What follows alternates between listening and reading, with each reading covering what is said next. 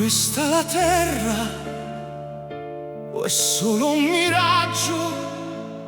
Siamo figli del vento, nati dal coraggio. Apri gli occhi, guarda verso il mare, il 2026 sta per cominciare. Noi siamo la roccia che il tempo non piega, la terra che prega, la storia che spiega.